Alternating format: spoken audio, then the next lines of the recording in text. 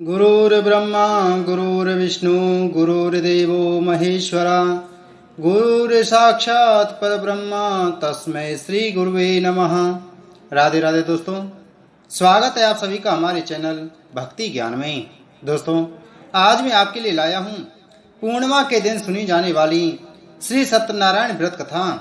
दोस्तों, जिसे सुनने मात्र से ही आपकी हर मनोकामना पूरी होगी। सत्यनारायण व्रत कथा सुनने मात्र से भगवान श्री सत्यनारायण अपने भक्तों पर अटूट कृपा बरसाते हैं। दोस्तों, आज पूर्णिमा के दिन सत्यनारायण व्रत रखा जाता है। सत्यनारायण व्रत को हर मनुष्य को करना चाहिए, क्योंकि जो मनुष्य सत्यनारायण व्रत रखते हैं, सत्यनारायण स्वामी उनकी हर मनोकामना पूरी करते हैं। दोस्तों, जो सत्यनारायण व्रत को नहीं रख पाते वह सत्यनारायण व्रत कथा को ही सुने। यदि वे सत्यनारायण व्रत कथा को सुनते हैं तब भी श्री सत्यनारायण स्वामी उनकी हर मनोकामना पूरी करते हैं। दोस्तों, जो मनुष्य पूर्णिमा के दिन सत्यनारायण व्रत करते हैं या सत्यनारायण व्रत कथा को सुनते हैं, उनकी हर मनोकामना अवश्य ही पूरी होगी। तो जो मनुष्य सत्यनारायण व्रत को कर रहे हैं वह सुबह जल्दी उठकर सूर्योदय से पहले उठकर स्नान आदि करके भगवान विष्णु को स्नान कराएं और पंचोपचार से भगवान की पूजा करें। उसके बाद भगवान को तुलसी दल चढ़ाएं, फूल चढ़ाएं। दोस्तों, एक बात का विशेष ध्यान रखें कि पूर्णिमा के दिन किसी का भी भूलकर अपमान नहीं करना चाहिए, किसी से झगड़ा नहीं करना चाहिए और हो सके अधिक से अधिक मौन रहें और भगवान के नाम का स्मरण करते रहें।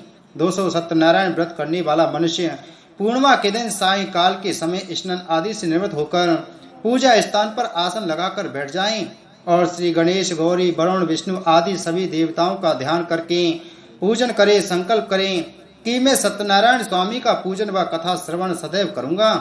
पुष्प हाथ में लेकर श्री सत्यनारायण का ध्यान करें।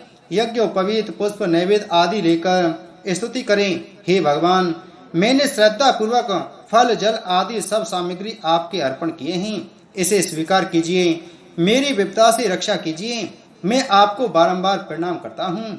इसके बाद श्री सत्यनारायण भगवान की कथा पढ़ें या फिर श्रवण करें। बोलिए सत्यनारायण भगवान की जय। तो चलिए दोस्तों, भगवान श्री सत्यनारायण की व्रत कथा को आरंभ करते हैं। श्री सत्यनारायण व्रत कथा, पहला अध्याय। एक समय नैमिषारण्य तीर्थ में शौनक आदि 88,000 ऋषियों ने श्री सूर्य से पूछा, हे प्रभु, इस कलयुग में वेद विद्या रहित मनुष्यों को प्रभु भक्ति किस प्रकार मिलेगी तथा उनका उद्धार कैसे होगा? इसलिए हे मुनि, कोई ऐसा तप कहिए जिससे थोड़े समय में ही पुण्य प्राप्त होवे तथा मनवांचित फल मिले। वह कथा सुनने की हमारी इच्छा है। सर्वशास्त्र ज्ञाता श्री सूत जी बोले, हे वैष्णवों में पूज्य, आप सबने प्राणियों के हित की बात पूछी है। अब मैं उस श्रेष्ठ व्रत को आप लोगों से कहूँगा जिस व्रत को नारद जी ने लक्ष्मी नारायण से पूछा था और लक्ष्मीपति ने मुनि श्रेष्ठ नारद से कहा था, सो ध्यान देकर सुनो। एक समय योगी राज नारद जी दूसरों के हित की इच्छा से अनेक लोकों में घूमते हुए मृत्यु लोक में आ पहुंचे। यहाँ अनेक योनियों में जन्मे हुए प्राय सभी मनुष्यों को अपने कर्मों द्वारा अनेकों दुखों से पीड़ित देखकर सोचा, किस यत्न के करने से निश्चय ही प्राणियों के दुखों का नाश हो सकेगा। ऐसा मन में सोचकर विष्णु लोक को गए।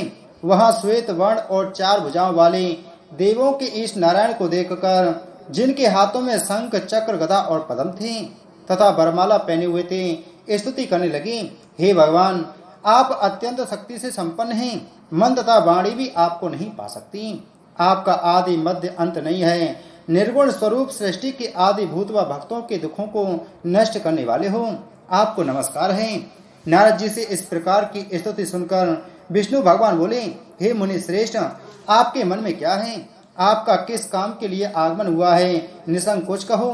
तब नारद मुनि बोले, मृत्यु लोक में सब मनुष्य जो अनेक योनियों में पैदा हुए हैं, अपने अपने कर्मों के द्वारा अनेक प्रकार के दुखों से दुखी हो रहे हैं। हे नाथ, मुझ पर दया रखते हो तो बतलाइए कि उन मनुष्यों के सब दुख थोड़े से ही प्रयत्न से कैसे दूर हो सकते हैं। श्री भगवान जी बोले, हे नारद, मनुष्यों की भलाई के लिए तुमने बहुत ही अच्छी बात पूछी है। जिस काम के करने से मनुष्य मोह से छूट जाता है वह मैं कहता हूँ। सुनो, बहुत पुण्य देने वाला स्वर्ग तथा मृत्यु लोक दोनों में दुर्लभ एक उत्तम व्रत है। आज मैं प्रेमवश होकर तुमसे कहता हूँ, सत्यनारायण का यह व्रत अच्छी तरह विधि पूर्वक करके मनुष्य आयु पर्यंत यहाँ सुख भोग कर मरने पर मोक्ष को प्राप्त होता है। श्री भगवान के वचन सुनकर नारद मुनि बोले कि उस व्रत का फल क्या है, क्या विधान है और किसने यह व्रत किया है और किस दिन यह व्रत करना चाहिए, विस्तार से कहिए। भगवान बोले, दुख शोक आदि को दूर करने वाला, धन धान्य को बढ़ाने वाला, सौभाग्य तथा संतान को देने वाला, यह व्रत सब स्थानों पर विजय करने वाला है। भक्ति संतान को देने वाला, यह व्रत सब स्थानों पर विजय करने वाला है। भक्ति और श्रद्धा के साथ किसी भी दिन मनुष्य श्री सत्यनारायण भगवान की प्रातः काल के समय ब्राह्मणों और बंधुओं के साथ धर्मपरायण होकर पूजा करें। भक्ति भाव से नैवेद्य केले का फल, घी, दूध और गेहूं का चूर्ण सवाया लेवें। गेहूं के अभाव में साठी का चूर्ण, शक्कर तथा गुड़ लें और सब भक्षण योग्य पदार्थ जमा करा के भगवान को अर्पण कर देवें तथा बांधवों सहित ब्राह्मणों को भोजन करावें। पश्चात स्वयं भोजन करें। नित्य गीत आदि का आचरण कर सत्यनारायण भगवान का स्मरण करते हुए समय व्यतीत करें। इस तरह व्रत करने पर मनुष्यों की इच्छा निश्चय ही पूरी होती है। विशेषकर कल काल में भूमि पर यही मोक्ष का सरल उपाय है। इति श्री सत्यनारायण व्रत कथा पहला अध्याय संपूर्ण। बोले सत्यनारायण भगवान की जय। श्री सत्यनारायण व्रत कथा दूसरा अध्याय। सूत जी बोले, हे ऋषियों, जिसने पहले समय में इस व्रत को किया है उसका इतिहास कहता हूँ, ध्यान से सुनो। सुंदर काशीपुरी नगरी में एक अत्यंत निर्धन ब्राह्मण रहता था। वह भूख और प्यास से बेचैन हुआ नित्य पृथ्वी पर घूमता था। ब्राह्मणों से प्रेम करने वाले भगवान ने ब्राह्मण को दुखी देखकर बूढ़े ब्राह्मण का रूप धरकर उसके पास जा आदर के साथ पूछा, हे विप्र, नित्य दुखी हुआ पृथ्वी पर क्यों घूमता है? हे श्रेष्ठ ब्राह्मण, यह सब मुझसे कहो, मैं सुनना चाहता हूँ। ब्राह्मण बोला, मैं निर्धन ब्राह्मण हूँ, भिक्षा के लिए पृथ्वी पर फिरता हूँ। हे भगवान, यदि आप इसका उपाय जानते हो तो कृपा कर कहो। वृद्ध ब्राह्मण बोला कि सत्यनारायण भगवान मनोवांछित फल देने वाले हैं, इसलिए हे ब्राह्मण, तू उनका पूजन कर, जिसके करने से मनुष्य सब दुखों से मुक्त होता है। ब्राह्मण को व्रत का सारा विधान बतलाकर बूढ़े ब्राह्मण का रूप धारण करने वाले सत्यनारायण भगवान अंतर्ध्यान हो गए। जिस व्रत को वृद्ध ब्राह्मण ने बतलाया है मैं उसको करूंगा। यह निश्चय करने पर उसे रात में नींद भी नहीं आई। वह सवेरे उठ श्री सत्यनारायण भगवान के व्रत का निश्चय कर भिक्षा के लिए चला। उसको भिक्षा में बहुत धन मिला, जिससे बंधु बांधवों के साथ उसने सत्यनारायण भगवान का व्रत किया। इसके करने से वह ब्राह्मण सब दुखों से छूटकर अनेक प्रकार की संपत्तियों से युक्त हुआ। उस समय से वह ब्राह्मण हर मास व्रत करने लगा। इस तरह सत्यनारायण भगवान के व्रत को जो करेगा वह मनुष्य सब दुखों से छूट जाएगा। इस तरह नारद जी से नारायण का कहा हुआ व्रत मैंने तुमसे कहा। हे विप्रो, मैं अब और क्या कहूँ? ऋषि बोले, हे मुनीश्वर, संसार में इस ब्राह्मण से सुनकर किस किसने इस व्रत को किया, यह सब हम सुनना चाहते हैं। इसके लिए हमारे मन में श्रद्धा है। सूत जी बोले, हे मुनियों, जिसने इस व्रत को किया है वह सब सुनो। एक समय एक ब्राह्मण धन और ऐश्वर्य के अनुसार बंधु बांधवों के साथ व्रत करने को तैयार हुआ। उसी समय एक लकड़ी बेचने वाला बूढ़ा आदमी आया और बाहर लकड़ियों को रखकर ब्राह्मण के मकान में गया। प्यास से दुखी लकड़ारा उनको व्रत करते देखकर ब्राह्मण को नमस्कार करके लगा कि आप यह क्या कर रहे हैं और इसके करने से क्या फल मिलता है, कृपा करके मुझसे कहो। ब्राह्मण ने कहा, सब मनोकामनाओं को पूरा करने वाला यह सत्यनारायण भगवान का व्रत है। इसकी ही कृपा से मेरे यहाँ धन धान्य आदि की वृद्धि हुई है। ब्राह्मण से इस व्रत के बारे में जानकर लकड़हारा बहुत प्रसन्न हुआ। चन्ना मटले और प्रसाद खाने के बाद अपने घर को गया। लकड़हारे ने अपने मन में इस प्रकार संकल्प किया कि आज नगर में लकड़ी बेचने से जो धन मिलेगा उसी से सत्यनारायण देव का उत्तम व्रत करूंगा।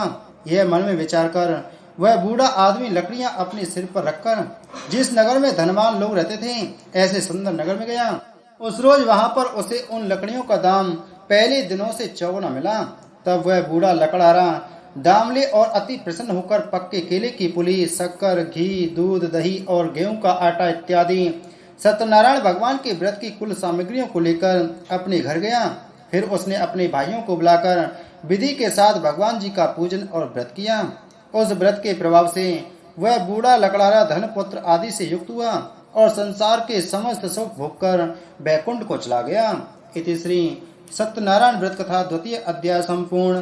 बोलो सत्यनारायण भगवान की जय। श्री सत्यनारायण व्रत कथा तृतीय अध्याय। सूची बोले, हे श्रेष्ठ मुनियों, अब आगे की कथा कहता हूँ, सुनो। पहले समय में उल्कामुख नाम का एक बुद्धिमान राजा था। वह सत्यवक्ता और जितेंद्रिय था। प्रतिदिन देव स्थानों पर जाता तथा गरीबों को धन देकर उनके कष्ट दूर किया करता था। उसकी पत्नी कमल के समान मुख वाली तथा सती साध्वी थी। भद्रशिला नदी के तट पर उन दोनों ने श्री सत्यनारायण भगवान का व्रत किया। उस समय में वहां एक साधु वैश्य आया। उसके पास व्यापार के लिए बहुत सा धन था। वह नाव को किनारे पर ठहराकर राजा के पास आ गया और राजा को व्रत करते हुए देखकर विनय के साथ पूछने लगा, हे राजन, भक्ति युक्त चित्त से यह आप क्या कर रहे हैं? मेरी सुनने की इच्छा है, सो आप यह मुझे बताइए। राजा बोला, हे साधु, अपने बांधवों के साथ पुत्र आदि की प्राप्ति के लिए यह महाशक्तिवान सत्यनारायण भगवान का व्रत व पूजन किया जा रहा है। राजा के वचन सुनकर साधु आदर से बोला, हे राजन, मुझसे इसका सब विधान कहो। मैं भी आपके कथानुसार इस व्रत को करूंगा। मेरी भी कोई संतान नहीं है और इससे निश्चय ही होगी। राजा से सब विधान सुन व्यापार से निवृत्त हो वह आनंद के साथ घर गया। साधु ने अपनी स्त्री से संतान देने वाले उस व्रत का समाचार सुनाया और कहा कि जब मेरी संतान होगी तब मैं इस व्रत को करूंगा। साधु ने ऐसे वचन अपनी स्त्री लीलावती से कही।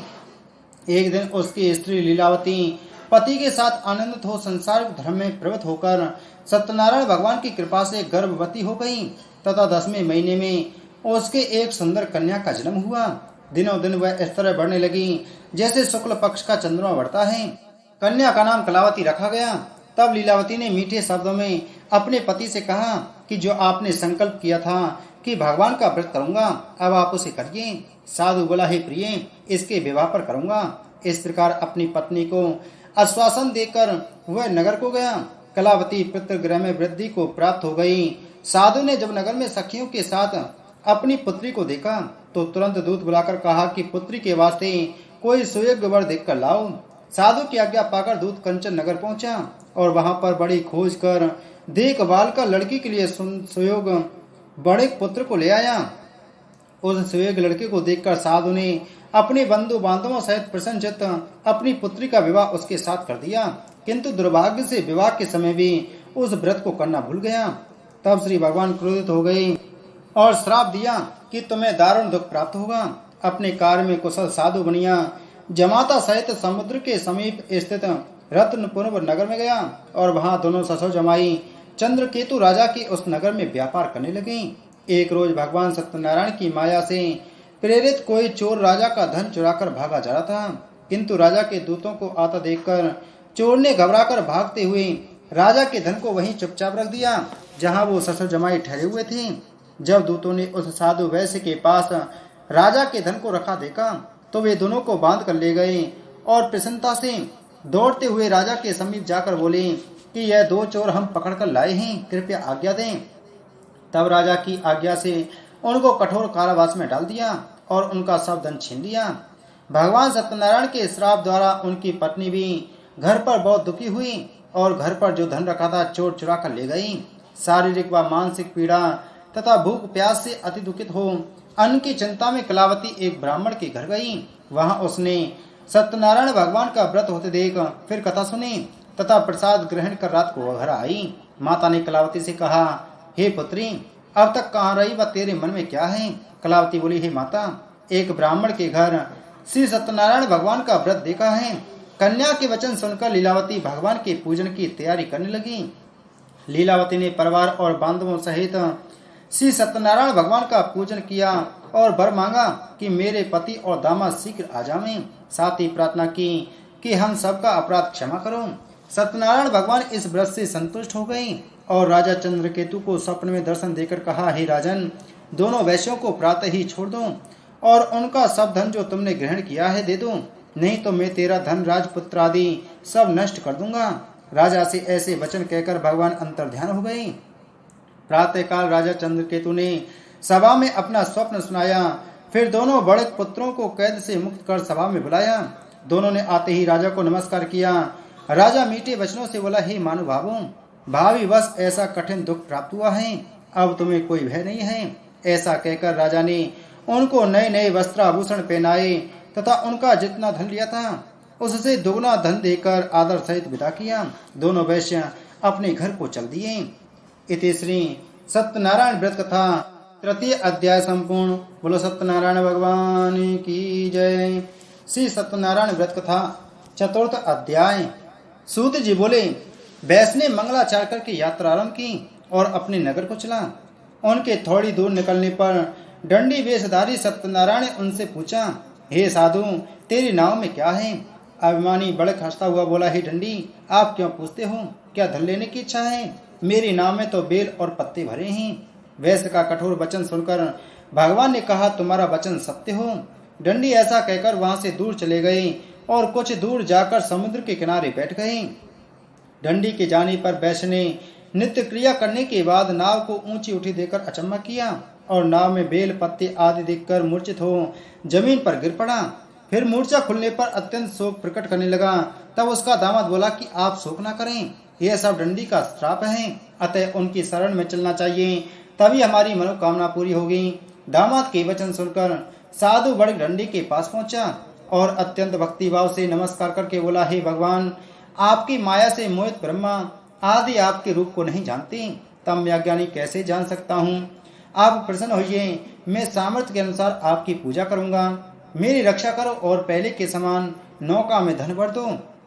उसके भक्तियुक्त वचन सुनकर भगवान प्रसन्न हो उसकी इच्छा अनुसार वर देकर अंतर ध्यान हो गए। तब उन्होंने नाव पर आकर देखा कि नाव धन से परिपूर्ण है। फिर वह भगवान सत्यनारायण का पूजन कर साथियों सहित अपने नगर को चला। जब अपने नगर के निकट पहुंचा तब दूत को घर भेजा। दूत ने साधु के घर जा उसकी स्त्री को नमस्कार कर कहा कि साधु अपने दामाद सहित इस नगर के समीप आ गए हैं। ऐसा वचन सुन साधु की स्त्री ने बड़े हर्ष के साथ सतदेव का पूजन कर पुत्री से कहा, मैं अपने पति के दर्शन को जाती हूँ, तू कार्य पूर्ण कर शीघ्र आना। माता के ऐसे वचन सुनकर कलावती प्रसाद छोड़कर पति के पास गई। प्रसाद की अवज्ञा के कारण सतदेव ने रुष्ट हो उसके पति को नाव सहित पानी में डुबो दिया। कलावती अपने पति को ना देखकर रोती हुई जमीन पर गिर पड़ी। इस तरह नौका को डूबा हुआ तथा कन्या को रोता हुआ देखकर साधु दुखित हो बोला, हे प्रभु, मुझसे या मेरे परिवार से जो भूल हुई है उसे क्षमा करो। उसके दीन वचन सुनकर सतदेव प्रसन्न हो गए और आकाशवाणी हुई, हे साधु, तेरी कन्या मेरे प्रसाद को छोड़कर आई है, इसलिए इसका पति अदृश्य हुआ है। यदि वह घर जाकर प्रसाद खाकर लौटे तो इसे पति अवश्य मिलेगा। ऐसी आकाशवाणी सुनकर कलावती ने घर पहुंचकर प्रसाद खाया, फिर आकर पति के दर्शन किए। तत्पश्चात साधु ने बंधु बांधवों सहित सतदेव का विधि पूर्वक पूजन किया। उस दिन से वह प्रत्येक पूर्णिमा को सत्यनारायण भगवान का पूजन एवं कथा करने लगा। फिर इस लोक का सुख भोग कर अंत में स्वर्ग लोक को गया। इति श्री सत्यनारायण व्रत कथा चतुर्थ अध्याय संपूर्ण। बोलिए सत्यनारायण भगवान की जय। श्री सत्यनारायण व्रत कथा पंचमा अध्याय। सूर्य बोले, हे ऋषियों, मैं और भी कथा कहता हूँ, सुनो। प्रजा पालन में लीन त्वंध्वज नाम का एक राजा था। उसने भी भगवान का प्रसाद त्याग कर बहुत दुख पाया। एक समय वन में जाकर वन्य पशुओं को मारकर बढ़ के नीचे आया। वहां उसने ग्वालों को भक्ति भाव से बांधवों सहित श्री सत्यनारायण भगवान का पूजन करते देखा। राजा देखकर भी अभिमानवश वहां नहीं गया और न ही नमस्कार किया। जब ग्वालों ने भगवान का प्रसाद उसके सामने रखा तो वह प्रसाद को त्याग कर अपनी सुंदर नगरी को चला। वहीं उसने अपना सब कुछ नष्ट पाया तो वह जान गया कि यह सब भगवान ने किया है। तब वह विश्वास कर ग्वालों के समीप गया और विधि पूर्वक पूजन कर प्रसाद खाया तो सतदेव की कृपा से पहले जैसा था वैसा ही हो गया। फिर दीर्घ काल तक सुख भोग कर मरने पर स्वर्ग लोक को गया। जो मनुष्य इस परम दुर्लभ व्रत को करेगा, भगवान की कृपा से उसे धन धान्य की प्राप्ति होती है तथा सब मनोरथ पूर्ण होकर अंत में वैकुंठ धाम को जाता है। जिन्होंने पहले समय में इस व्रत को किया, अब उनके दूसरे जन्म की कथा कहता हूँ। वृद्ध सतानंद ब्राह्मण ने सुदामा का जन्म लेकर मोक्ष को पाया। उल्का मुख नाम का राजा दशरथ होकर वैकुंठ को प्राप्त हुआ। साधु नाम के वैश्य ने मोरध्वज बनकर अपने पुत्र को आरे से चीरकर मोक्ष को प्राप्त किया। महाराज तुगंध्वज ने स्वयं भू होकर भगवान से भक्तियुक्त कर्म कर मोक्ष को प्राप्त किया। इति श्री सत्यनारायण व्रत कथा संपूर्णम। बोलिए सत्यनारायण भगवान की जय।